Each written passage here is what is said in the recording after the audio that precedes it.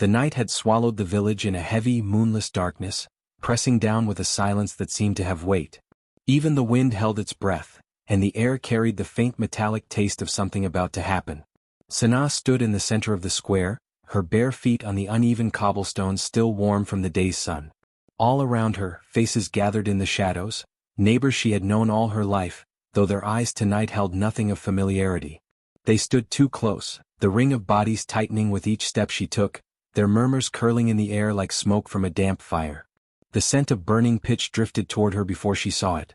A heavy torch, its flames licking upward in jagged tongues, casting a restless light that made every shadow shift and stretch unnaturally. A man stepped forward, a neighbor with a crooked smile that didn't reach his eyes, and pressed the torch into her hands. The wood was rough, scraping her palms, and she could feel the heat radiating from the flame, warming her face in waves. Her fingers curled around the shaft instinctively, but the weight was more than she expected. It wasn't just heavy in a physical way, it felt as though something inside it resisted her touch, vibrating faintly as if the fire had a pulse of its own. "It's your turn," he said, his voice loud enough to carry over the murmurs. The crowd gave small, humorless laughs, the sound mismatched to their stiff expressions. This was framed as a ritual duty, one that honored the village's old traditions, but the intent behind it was something darker, concealed under the guise of custom. Sanaa glanced around the circle, catching glints of satisfaction in certain eyes, a smirk quickly hidden, a sharp elbow nudging another's ribs. She had heard the whispers before, the ones about her thinking she was above them, about her skill with herbs and her uncanny way of predicting when storms would come or crops would fail. Her gifts had brought her respect from some, but for others, they brewed an envy too potent to swallow. Tonight, it seemed, was the night they intended to settle that imbalance. The torchlight danced wildly across the crowd, throwing their faces into shifting masks, some grim, some eager, some pretending neutrality while their eyes betrayed anticipation. Sanaa held the torch steady, though her arms already felt the weight pulling at her shoulders. The air between her and the flame shimmered faintly, the way heat rises from hot stones, and she thought she saw the edges of the light quiver in patterns too deliberate to be random. For a moment, the fire seemed to lean toward her, then sway back as though listening. The heat intensified, pressing against her skin like a living thing, curling around her fingers but never quite touching them. She could smell resin and char, but beneath it was something sharper, a scent like crushed pine needles and rain on hot dust, alive, wild, unpredictable. Someone in the crowd coughed, breaking the moment, and the circle tightened again. They began to chant, not in the soft, reverent way of genuine ritual, but with a coarse rhythm that felt like mockery. Sanaa recognized none of the words. They had likely been twisted versions of something older, stripped of meaning except for the malice they now carried. Her pulse slowed, not sped, her body settling into a strange stillness as if some part of her understood this was not a moment for fear. The fire gave a sudden crack, a spark leaping higher than it should have, almost reaching the face of a boy standing too close. He flinched back, his smirk faltering, but the others either didn't notice or pretended not to. Sanaa shifted her grip on the torch, feeling the vibrations again, stronger this time, running up her arms like a faint drumbeat. She looked down into the core of the flame, expecting to see only the usual glow of embers, but instead she found something else. Depths like molten gold, shapes flickering at the edge of perception, as if the fire's heart contained more than heat. The crowd was restless now, some urging her to hold it higher, others telling her to walk to the center of the square's worn circle of stones. The voices overlapped, their tones impatient, commanding. Sanaa did not move. She could feel the torch's weight shifting subtly, almost as if it wanted to be angled in another direction, its warmth growing in intensity the longer she ignored their instructions. She lifted her gaze from the flame to the people around her, one by one, reading the glances they tried to hide. She noticed how the torch's light seemed to cling to some faces while slipping away from others, leaving them in sudden darkness. Above them, the night sky remained starless, a black vault pressing low, and the storm scent in the air grew stronger though no wind stirred. The torch hissed softly, a sound no one else seemed to notice. In that hiss was a promise, a whisper only she could hear, not of comfort but of balance, of a reckoning already in motion. The heat no longer felt oppressive, it felt aligned as if the fire itself had chosen her hand over theirs. She took a slow breath, the crowd's voices dimming in her awareness until there was only the flicker, the hum, the shared pulse between her and the torch. Though none of them could see it, something in the flame had shifted, bending its will toward her. And in the depths of her stillness, Sanaa understood. the fire was not meant to consume her. It was waiting. Before that moonless night in the square, Sanaa's life had been a quiet tapestry woven from simple routines and unspoken connections. She lived on the edge of the village, where the orchards unfurled in neat, sloping rows and the wind carried the scent of apples in spring and pears in late summer. Her small home was half hidden by a thicket of flowering shrubs, their blossoms drawing bees that hummed lazily in the sun. The path to her door was lined with flat river stones, worn smooth by years of her own bare feet and the occasional visitor coming to trade or share tea. Each morning she rose before the sun crested the eastern ridge, lighting the horizon with its pale, slow gold. Her first task was always the same: to walk the orchard. She moved between the rows of trees with the ease of someone who belonged there, her hands brushing against leaves and bark as if in greeting. She noticed every subtle shift, the droop of a branch that needed pruning, the way certain blossoms leaned more toward the light, the faint stickiness that meant sap was flowing strong. Neighbors had once asked her how she seemed to know when a tree was ailing before any visible sign appeared, and she had only smiled. The truth was she felt it, a quiet thread tying her to the life pulsing in roots and leaves. After tending the orchard, she would return to her small workshop at the side of her house. The room smelled of wood shavings and oil, its walls hung with tools passed down from her father: carving knives, chisels, smoothing planes. Here, Sanaa crafted intricate designs into bowls, boxes, and spoons, turning plain wood into something people wanted to keep for generations. Her carvings always bore hidden patterns: leaves curling into flames, vines winding into spirals, that seemed to breathe under the play of light and shadow. Customers often said her work felt alive in the hand. The kiln behind her house was another world entirely. Built from dark stone and mortar, it was not large, but the heat it held seemed older than the village itself. Sanaa used it to harden wooden pieces she wanted to temper against time and weather, or to cure the sap from freshly cut branches. Neighbors had noticed how her kiln burned hotter, cleaner, and longer than theirs, though she used no more wood than anyone else. She never explained how she coaxed the heat just so, how she could keep a flame steady through a day's work without it flaring or dying. Children often lingered near the kiln when she worked, drawn by the soft orange glow and the comforting scent of resin.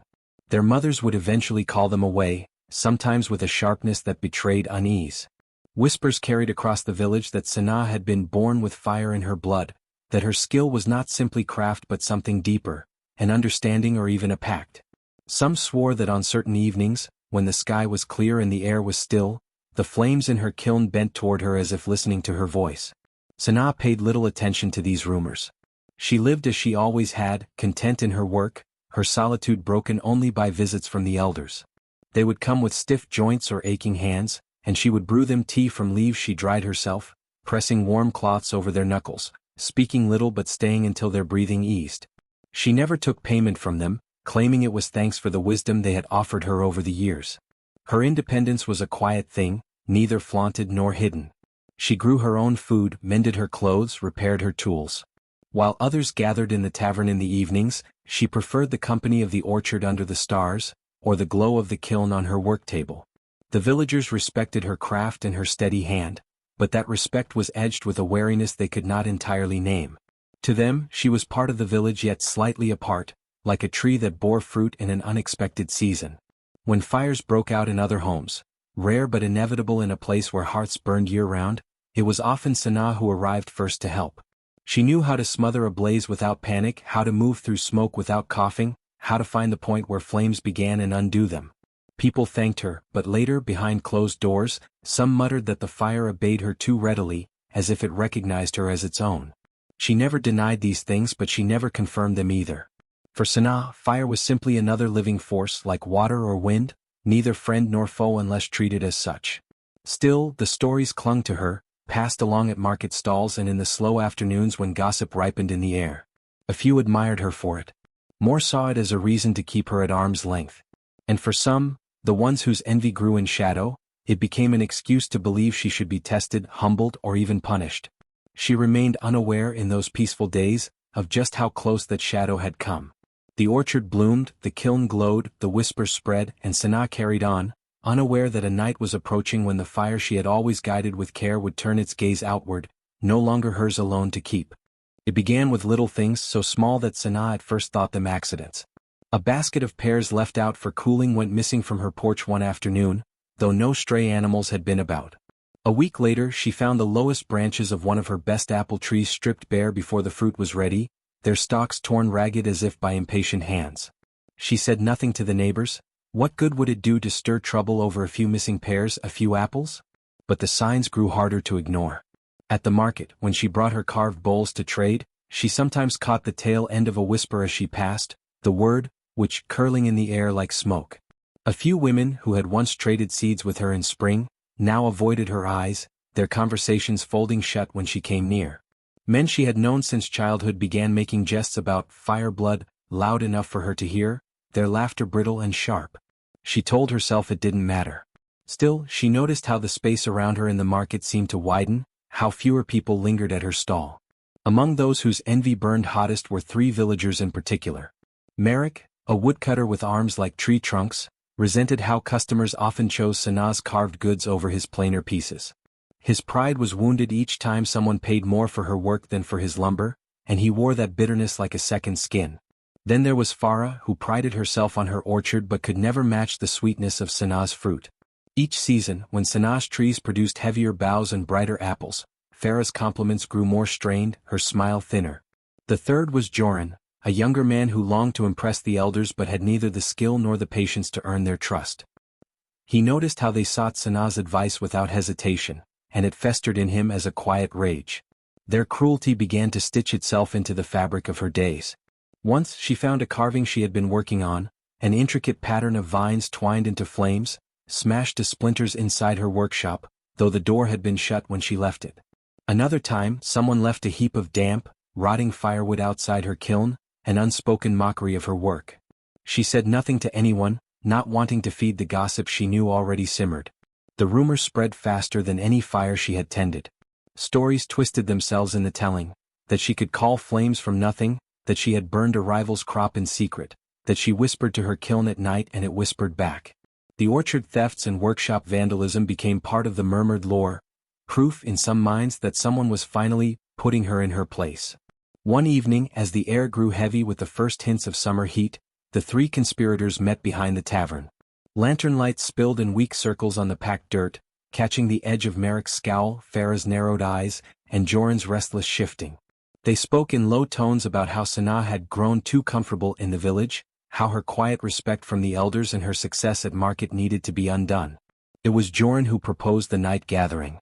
There was an old custom, rarely used now, where a torch was passed in the village square to mark certain rites. The person holding the torch was meant to stand at the center, visible to all. "We'll make her hold it," Joran said, in front of everyone. "See how she likes the heat when it's not her kiln." His voice carried the cruel satisfaction of someone who thought he'd found a perfect trap. Farah's lips curved into a smile that didn't touch her eyes. Merrick only grunted his agreement, the sound low and certain. They planned it with the precision of people who thought themselves clever. The torch would be lit bright, the night chosen so the square was dark but crowded. They would claim it was tradition that she was being honored, though every word they spoke would be barbed. And all the while they would watch, waiting for her to falter under the weight and heat, eager to see her sweat and stumble before the entire village. In the days before their plan, their cruelty turned quieter, almost as if they didn't want to spook her before the moment came. But Sanaa felt something, an unease that prickled at the edge of her calm, like the subtle shift in air before a spark catches. She did not yet know what they meant to do, but the embers of their envy were gathering, ready to flare. The summons came at dusk, carried not by an elder but by Joran himself, who knocked on her door with a grin too wide to be friendly. He told her the village would be gathering in the square for an old custom that had been neglected for too long. "It's your turn," he said as if it were an honor. His voice was oily with false warmth, but beneath it she could hear the strain of eagerness, the hunger for her reaction. Sanaa merely nodded, her hands still dusted with wood shavings from the carving she'd been finishing. When she arrived, the square was already crowded, the night unnervingly dark without a moon to soften it. A single torch stood in a heavy iron stand at the center, its flames snapping in the breeze, throwing shifting shadows across the circle of faces. The 3 who had plotted her humiliation stood near the front, their expressions a blend of anticipation and mock solemnity. Merrick stepped forward to address the crowd, his voice booming as if he were reciting from an important text. "Our village," he announced, "has long had a tradition of passing the flame. Tonight, Sanaa will carry the torch as those before her once did, and keep it alight until the gathering is done." His words were met with a few murmurs, some confused, others intrigued. Farah chimed in, her tone syrupy sweet. "It's a sacred thing meant to show the bearer's worth. We've all neglected it too long, haven't we?" The ritual, as they described it, was simple on the surface. Sanaa would take the torch in her hands and stand at the center for the entire evening, keeping the flame alive no matter the wind or heat. But the way they spoke of the task carried an undercurrent of challenge, their smiles thin and expectant. The torch's handle was thick, its iron grip already darkened with soot, and the flame above it burned hotter than any she had seen in a simple village fire. The heat from it seemed to shimmer in the air, almost breathing, its glow catching in the eyes of those who watched. They crowded closer as Merrick lifted the torch from its stand. The iron base gave a dull ring as it scraped free, and he turned toward her with both hands extended. "Take it," he said, "and hold it well. Drop it and it will be seen as shameful. Let it burn low and we will know your spirit is weak." Behind him, Joran smirked, barely able to contain his excitement, while Farah watched with a predator's patience. Sanaa stepped forward without a word. The moment her fingers closed around the handle, a sharp pulse of heat ran up her arms, as if the flame had acknowledged her touch. Her eyes lifted briefly to meet those of her accusers. They searched her face for discomfort, for a flicker of fear, but her gaze was steady, her breathing even. She did not flinch when the wind made the flame bend toward her face, nor when a hot cinder drifted down, hissing as it struck the packed dirt near her feet. Around them, the villagers began to murmur, some impressed by her composure, others waiting for the moment she would falter. Merrick stepped back with a grunt, unsatisfied. Farah's painted smile wavered just slightly. And Joran, arms crossed, began pacing the edge of the circle as though willing the fire to bite her. The night stretched on, the flame's light painting her in gold and shadow, the weight of the torch solid in her hands. Sanaa stood as if rooted, her stillness an unspoken defiance. If there was danger in the fire, she showed no fear of it. In the restless glances of her enemies, she caught the first glimmer of uncertainty. The longer Sanaa stood in the square, the more she began to notice it. The flame was not behaving like any ordinary fire she had known. At first she thought it was only the wind, a trick of the night air, but there was a rhythm to it that matched no breeze. It leaned and swayed as though it were looking, searching, and when certain villagers passed too close, it would shiver in place before bending toward them in a slow, deliberate arc. She kept her eyes steady ahead, never following its motion with her gaze, but inside her mind she catalogued every reaction. When little Marn, the baker's boy, approached with a mug of water for her, the flame softened, its light paling into a warm gold, almost protective. But when Joran strode past on one of his restless loops around the circle, muttering under his breath, the flame snapped high, its edge sharpened like a spear, a sudden flare licking the air toward him. He jerked back, eyes narrowing. "It's hot tonight," he grumbled, but she saw the unease in the set of his jaw. It happened again when Farah whispered something sharp and mocking to Merrick. The flame, though no wind stirred it, surged upward, a single bright burst that lit their faces in stark relief, exposing the malice etched there. The heat rolled outward like a living breath. Several in the crowd noticed, glancing upward at the torch and then back at Sanaa, though she kept her hands steady and her expression calm. The most curious thing, however, was how it changed when she touched it, not the fire itself but the energy it gave off. Every so often, when the iron handle grew too hot, she would adjust her grip, fingers brushing higher up the shaft toward the carved wooden join beneath the brazier. Each time, the flame would settle, its restless swaying pausing as if listening. Once, she dared to lightly rest her palm against the side of the brazier, feeling the strange thrum beneath the heat. The light dimmed to a steady glow, the kind you'd see in a hearth on a winter night, and the air around her cooled, easing the sweat from her brow. She began to suspect the torch was not simply reacting to the world around it, but to the hearts of those within its reach. It brightened in the presence of spite, recoiled from kindness, and calmed when she willed it to. The knowledge brought a strange stillness to her. She could feel it watching with her, weighing the people who stood under its light. But she gave no sign of this understanding. To the watching crowd, she was simply enduring, standing tall in the square, holding the weight of tradition without flinching. If she revealed that she knew the torch's secret, they might snatch it away before it had fully shown its intent. So she let the game play out, letting the jealous ones believe they still held control. From the corner of her eye, she caught Joran leaning close to Merrick, whispering again, and the flame twisted toward them sharply, the light pooling along their faces like a sudden spotlight. Gasps rippled through the crowd and someone muttered, "It's as if it sees them." Sanaa kept her eyes fixed on the darkness beyond the circle, but a quiet thought bloomed within her. Perhaps it did. The first scream cut through the low murmur of the gathering like a blade. It came from Varek, one of the loudest in mocking her earlier that night. He had swaggered forward, grinning wide, leaning so close that Sanaa could feel the sourness of his breath over the torch's heat. "Careful you don't drop it, girl," he'd sneered, his eyes glinting with cruel amusement. "Wouldn't want to set the village alight." But before she could answer, before she even considered moving, the flame reacted. It didn't sway this time. It lunged. A ribbon of fire curled out from the torch's heart, faster than her eyes could follow, wrapping itself around the fabric of Varek's sleeve. He yelped, stumbling back, clawing at the blaze that now hissed and climbed his arm. The fire clung as though it had found a place it belonged, the orange and gold writhing up toward his shoulder.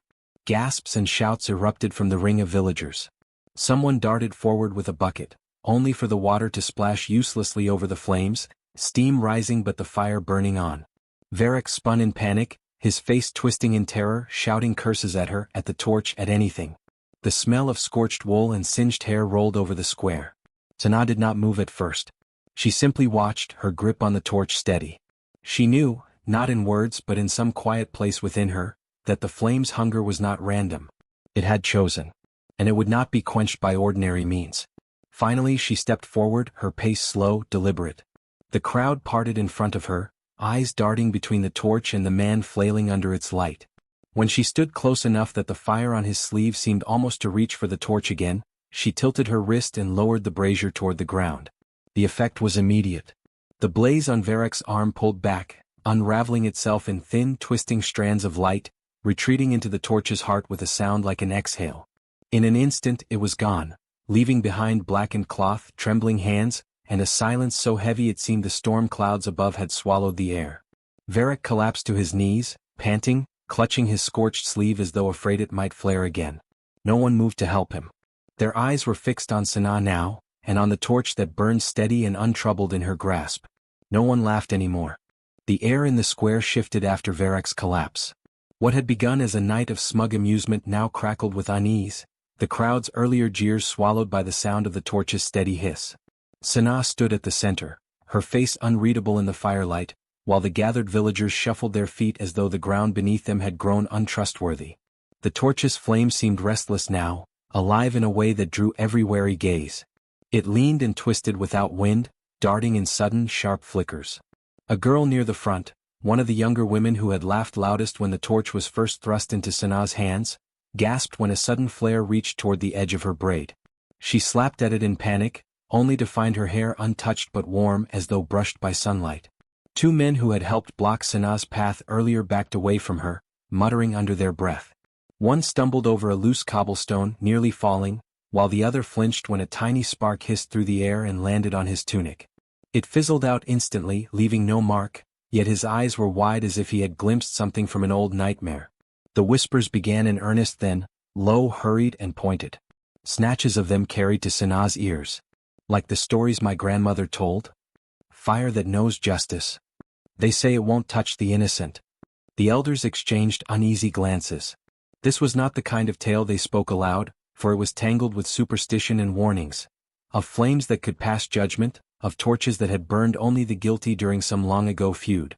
Another flicker jumped, this time toward the hem of a man's cloak. One of the ringleaders who had insisted Sanaa was the perfect choice for the so-called ritual. He yanked the fabric away as if it had teeth, glaring at her as though she had caused it. She met his gaze calmly, not a muscle in her arm shifting as the torch continued to burn with its steady, watchful glow. The circle widened. No one wanted to stand too close now, yet no one dared leave either. The oppressive dark beyond the square was suddenly less frightening than the fire in front of them. And through it all, Sanaa remained still, her eyes reflecting the dancing light, her hands steady despite the growing weight of every stare. The torch, it seemed, was no longer just a tool in her grasp. It was a silent judge, and everyone knew the trial had only begun. Sanaa felt the weight of the torch settle into her palms, not just its carved wooden handle and the bundle of resin-soaked rags at its crown, but the deeper weight of everything it had come to represent in the last few moments. The crowd's earlier cruelty still clung to the air, like the lingering smoke of an extinguished bonfire, but beneath it was something new, wariness, the kind that shifts power without a single word being spoken. She kept her gaze on the flame. It swayed and stretched, not toward the night wind, but toward the edges of the crowd, as though it could smell the guilt woven into certain people's breath. She could feel it too, in a way she didn't fully understand, like catching the faint hum of a song carried through stone walls. It had always been there, this awareness, but she had never leaned into it. Never tested it. Her thoughts pulled her back to the years that had shaped her. The long hours in the orchards, working alone while others forgot to help. The ruined baskets of fruit she'd found after someone had slipped in to spoil her harvest. The cruel rumors spoken just loud enough for her to hear when she walked through the market. Even when they whispered that she was unnatural, that she coaxed the fire in the kiln like it was a pet, she had swallowed her hurt, kept her head down, and told herself it was better not to make waves. But waves had come anyway, small ones at first, then larger, until they had dragged her into this night. And now, standing under the cold stare of the moonless sky with the torch's heat kissing her cheek, she felt a strange calm in realizing she was done pretending the tide was harmless. The flame seemed to sense her decision. It burned brighter, a low roar whispering through its heart. She curled her fingers tighter around the handle, not in defiance but in acceptance, as if she were gripping the hilt of a tool finally meant for her hands. The faces in the crowd blurred at the edges, but she didn't need to see them clearly to know who shifted uncomfortably when the fire leaned their way. She could feel the guilt rolling off some of them in invisible waves, bitter, acrid, unmistakable. And she wondered if the torch felt the same thing, if its strange movements were its own way of pointing out the rot that festered behind certain smiles. Her breath came steady, matching the rhythm of the flame's sway. She thought of the kiln at home, how she could hold her hands over the coals longer than others without flinching. She thought of the time she had coaxed delicate carvings from stubborn wood, shaping them with patience until they became something strong, beautiful, and impossible to ignore. Maybe this moment was no different.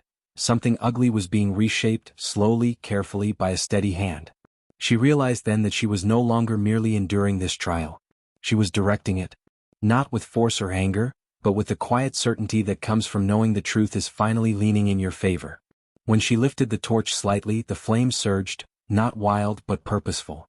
It cast long shadows over the cobblestones, shadows that seemed to bend away from her and toward others. The nearest onlookers stepped back without being told. Somewhere in the crowd, a voice whispered a single word that carried more fear than malice now. Her name. Sanaa straightened her shoulders. She would not shrink tonight. The fire would burn for as long as it needed to, and if it chose to leap toward those who had brought her here, she would not flinch or turn away. She had held her silence for years, but tonight, even without speaking, her will would be heard. The torch flared as if some invisible breath had fed it, the fire swelling higher, richer in color, licking upward in bright ribbons of gold and red. Then, without warning, the first tongue of flame detached from the main body and leapt through the air, clean, precise, and almost impossibly fast. It landed on the hem of a man's cloak, one of the loudest mockers from earlier. His shout cut through the night, sharp with shock, and he clawed at the burning fabric. But no matter how frantically he slapped at it, the fire refused to spread to his skin, it only devoured the cloak with a hungry hiss. Gasps rippled through the crowd. Some took a step back, their eyes darting between the torch and Sanaa's steady grip and the wayward spark now dying into harmless ash at the man's feet. It should have ended there, but the flame wasn't finished. Another small tongue broke free, this time curling through the air toward a woman near the back. It found her woven basket, the very one she had once used to dump spoiled fruit at Sanaa's doorstep, and in seconds the dry reeds flared, bright and quick. Chaos bloomed like a sudden storm.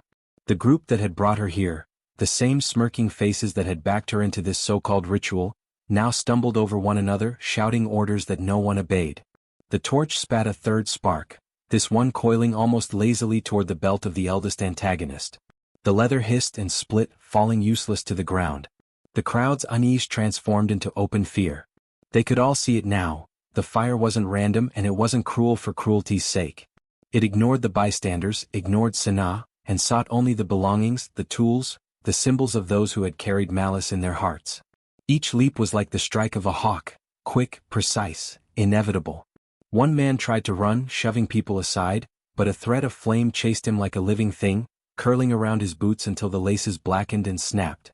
He fell hard, rolling to tear them off, his face pale with terror. Sanaa stood at the center of it all, her grip unshaken, her gaze steady. The torch no longer felt heavy. In her hands, it was an extension of her will, its light bending to her quiet command. The crowd didn't know how she was doing it or if she was doing it at all, but the way the flames seemed to listen made the answer feel obvious. By now the antagonists were scattering, their voices cracking between curses and desperate pleas. The square rang with the sound of feet slapping stone, the hiss of burning cloth, and the rising wind that seemed to feed the fire's strange precision. Some fell to their knees, begging her to stop. But Sanaa said nothing. The torch answered for her. The reckoning had begun, and there would be no mistaking who it was meant for. The ringleader shoved his way through the panicked ring of onlookers, his jaw tight, his face a mixture of fury and disbelief. His heavy boots struck the stone square with the stomp of someone used to forcing submission, and his eyes locked on Sanaa as though he could crush her with a glare alone. The torchlight danced across his features, deepening the creases of his scowl. "You think you can turn this village against me with tricks?" he snarled, his voice hoarse from shouting. "Put it down, girl." Sanaa didn't move. Her hands were steady, her posture unyielding. The flame on the torch leaned toward him like it could smell the bitterness in his breath. The air between them grew hotter, the glow intensifying until it painted their faces in deep gold. The ringleader faltered, just for a second, as if some primitive part of him understood the danger before his pride dragged him forward again. He took another step. The torch erupted. It wasn't wild, not the chaotic, ravenous fire of a house burning, but a deliberate, controlled wave that burst outward in a perfect arc from Sanaa's hands. The flame rolled across the ground in a shimmering crest, wrapping around the ringleader's boots and rushing outward to find the remaining conspirators who had lingered nearby, too stunned or stubborn to flee. The crowd gasped and stepped back as the circle of fire closed, linking itself in a seamless ring that hemmed the antagonists in. The heat was intense enough to make their skin prickle, but the flames did not leap higher than their knees. They hissed and snapped like a living wall, keeping the prisoners inside but never consuming them. The ringleader's bravado cracked. Sweat streaked his face, and his eyes darted to the fiery ring surrounding him. "What is this?" he shouted, but his voice trembled under the roar of the flame. Sanaa said nothing. She only stood there, the torch held upright, its fire still tethered to the glowing circle that seemed to draw its strength from her will. The conspirators stumbled back from the flames, but each time they tried to press against the gap between tongues of fire, the heat surged and forced them away. Then, just as suddenly as it had appeared, the fire sank into the ground, its light and heat vanishing like a breath released. The square was plunged into the softer glow of ordinary torches on the walls. The antagonists stood trembling, their clothing singed, their skin marked by shallow burns, more a sting than a wound but enough to ensure they would remember. The ringleader's eyes met Sanaa's one last time. Whatever defiance had brought him forward had burned away with the flames. He looked smaller now, his voice gone, his stance uncertain. Around them, the villagers were silent, watching her as though she had stepped into a story far older than the square they stood in. Sanaa lowered the torch, its fire now calm, almost gentle. The reckoning was complete. The square felt hollow in the aftermath, as though the air itself had been scooped out and replaced with something heavier, something that pressed against the skin and made each breath deliberate. The villagers didn't move all at once.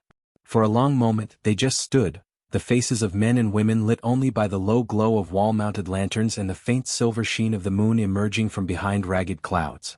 No one spoke. The only sounds were the shifting of feet on stone, the rustle of wool cloaks in the cooling night, and the soft, uneven breathing of those who had been inside the ring of fire. Sanaa stood at the center of it all, still holding the torch upright. The flame was no longer the fierce, living thing it had been minutes before. Now it burned low and steady, casting a warm light that seemed almost too gentle for what had just happened. She could feel the pulse of heat in her palms, a last echo of the power that had surged through her, not wild, not reckless but precise. She bent slowly, her knees brushing the cold stone, and planted the base of the torch into the earth at the edge of the square. It sank into the soil with a muted crunch, standing upright like a marker. The flame quivered once, then gave a soft hiss as it dimmed, shrinking to a single ember. That tiny red eye winked once, twice, and went out. The darkness that followed was not empty. It felt alive, charged with a warning that lingered in the air. Even the wind seemed to hesitate as it passed through the square, as though unwilling to disturb what had just taken place. One by one the villagers began to leave. They did not speak to Sanaa, but many of them cast glances, some brief and wary, others lingering, searching her face for something they couldn't name. Respect sat alongside fear in their eyes, and beneath both was an unspoken acknowledgement that what they had witnessed was beyond the realm of ordinary. Mothers pulled their children close, whispering for them to hurry home. Men walked with their heads bowed slightly, no longer meeting one another's gaze. A few paused at the edge of the square to look back at her, as if half expecting the torch to flare back to life of its own accord. The conspirators had already slipped away, each limping or clutching at scorched cloth. None of them spoke and none dared to look back at her. They disappeared into shadow like smoke drawn into the night. When the square was nearly empty, the night settled into a peculiar calm. Sanaa stood alone, her hands tingling faintly from where they had gripped the torch. The stones beneath her feet still held traces of the earlier heat, but the air was cooling quickly, carrying with it the damp scent of river water from the valley. Above her, the moon finally broke free from the clouds, spilling pale light across the village rooftops. It caught on the edges of the torch's charred wood, turning the blackened grain silver. Sanaa's shadow stretched long across the ground, pointing toward the narrow lane that led back to her home. She took a slow breath, letting it fill her chest, and the last of the tightness in her muscles eased. What had happened tonight could not be undone, nor did she wish it to be. The fire had chosen its course. Somewhere in the distance, a dog barked once and fell silent. The night around her was no longer hostile. It felt attentive, as if watching her now. She adjusted the edge of her shawl, turned from the square, and began walking toward the lane, her footsteps soft against the stone. Behind her, the torch remained where she had planted it, a blackened spear in the earth, its head dark but its presence undeniable. The villagers might not touch it come morning. Some would walk a longer route just to avoid passing too close. Others would point it out to their children, speaking in low voices about the night the flame answered to her alone. The quiet was not emptiness. It was a promise. And a warning. It began as a whispered story told only within families, passed from parent to child in the dim hours after the evening fire had burned low. In those first years, the older villagers still carried the memory in their bones, the sight of the torch flaring in Sanaa's grasp, the heat that leapt at the guilty but spared her, the way the night itself had seemed to hold its breath. They spoke of it not with the ease of gossip but with the gravity of something too close to sacred to be treated lightly. As time wore on, the event slipped from lived memory into something larger, a tale of warning, a parable to shape young minds. The details shifted with each retelling. Sometimes the flame was described as white as lightning, sometimes red as molten iron, and sometimes so bright it turned night into noon, but at the heart of every version remained the truth. The fire had chosen, and it had chosen in accordance with justice. The torch itself remained. After the night of the reckoning, no one dared move it for several days. It stood there in the village square, blackened and silent, while the people walked in wide arcs to avoid it.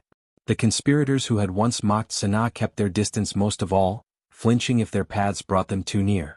Eventually, the elders decided it could not simply be left exposed to the weather or stolen by some foolish hand. They met in hushed council and, after much debate, chose to place it in the village hall. When they moved it, they did so with careful ritual, though none could agree on what the correct ritual should be. 4 elders carried it together, gripping the wood with strips of cloth so that no bare hand touched it. They walked in silence from the square to the hall, the people lining the street but saying nothing. The moment it crossed the threshold, a draft swept through the hall, snuffing the lanterns within. Some swore that for the briefest instant, the torch's head glowed faintly, though no flame burned there. From that day forward, the torch was kept upright in a carved wooden stand in the hall's center. No one lit it. No one dared. At first it was simply avoided, a relic too dangerous to treat casually. But as the years passed, the village began to assign it a place in its customs. They declared that on certain nights when disputes were to be settled, when oaths were sworn, when marriages were to be blessed, the torch would be brought out into the square. It would not be lit, it didn't need to be. Its presence alone seemed to draw a line between truth and deceit. It became known as the torch of judgment. Children were told that it could sense lies, that it could see the heart's shadow. Whether that was true, no one dared to test too far. A man accused of stealing a neighbor's goat once swore his innocence standing beside it. Though the torch remained cold, those watching swore the accused broke into a sweat so profuse it dripped onto the flagstones. By the next dawn, the goat had been returned. Sanaa herself did not seek to control the story. She continued her life much as she had before, tending her orchards, shaping wood into tools and ornaments, mending the roofs of older neighbors' homes. She neither glorified the torch nor downplayed it, and perhaps it was that restraint that allowed the legend to grow stronger. She never denied what had happened, but she never embellished either. The fire knows its own path, she would say if asked, and nothing more. Her presence in the village shifted after that night. People still came to her for help, an ailing plum tree, a stubborn ache in the knee, but they came with a new formality, as if stepping into a place where the air was different. Children were quieter around her, yet more attentive, sensing in her a kind of quiet authority that required no raised voice. Decades passed. Sanaa aged, her hair turning silver, her hands bearing the fine lines of years spent in labor. But her eyes remained as steady as they had been that night, reflecting the same calm that had held the torch without flinching. When she passed away one spring, the village bells tolled slowly for a full hour, and the people covered the torch in the hall with a length of white cloth for the first and only time. It remained veiled until her burial was complete. After her death, the legend deepened. In the absence of the woman herself, the torch became the living piece of the story. Elders began to open certain festivals by placing it at the front of the hall, declaring that its very presence reminded them to speak truthfully in all village affairs. The annual Night of Light Without Flame was established in her honor. On that night, all fires in the village were extinguished for 1 hour, and people gathered in the square to share stories of Sanaa and of justice done without malice. Some stories grew more fanciful with the passing generations. In one version, the torch could call lightning from a clear sky. In another, it could turn its flame into a serpent to coil around the guilty. But no matter how wildly the details varied, every telling carried the same core lesson. Power was to be used with restraint, and justice without patience was no justice at all. Children would gather around their grandparents in the long winters, eyes wide, leaning close as the story was told. The elders would describe the night, how the villagers had gathered with cruel intentions, how Sanaa had taken the torch without fear, how the flame had sprung at the wicked but never touched her. They would describe the silence afterward, and how even the wind seemed to bow to her. And always they would end the tale with the same words. The torch burns only for truth. Travelers passing through the village often heard of the torch and asked to see it. The elders allowed it, though always under watch. Some travelers scoffed, others crossed themselves or murmured charms under their breath. A few tried to touch it, and though nothing visible happened, each one quickly withdrew their hand as though the wood had been warmer than it should have been. Once, in the middle of a bitter dispute between two trading families, the torch was placed between them in the hall. Neither side would back down, each accusing the other of deceit. Then, without warning, a faint curl of smoke rose from the torch's blackened head. Just smoke, no fire. The sight was enough to make both parties pale. The matter was settled quietly the next day. No one spoke of what agreement they reached, only that they reached it. Over time, Sanaa's name moved beyond the borders of her village. Merchants told her story in distant towns, and her likeness, always with the torch in hand, was carved into door lintels as a charm against falsehood. Songs were made, though they were simple and often sung without instruments, carrying the rhythm of a warning as much as of praise. The torch itself aged, but curiously it never rotted, nor did the charred head crumble. The wood remained solid, the grain dark and smooth beneath its blackened surface. Some claimed that on the coldest winter nights, if you stood alone in the hall, you could feel a faint warmth radiating from it, as though the ember from that night still glowed deep inside. Long after Sanaa's passing, when new generations had taken root in the village and the surrounding world had changed in ways she might not have recognized, the torch still stood in its place. The hall had been rebuilt once after a storm, but the torch was moved with care before the first wall came down. The stand was replaced, the floor beneath it polished, but the torch remained the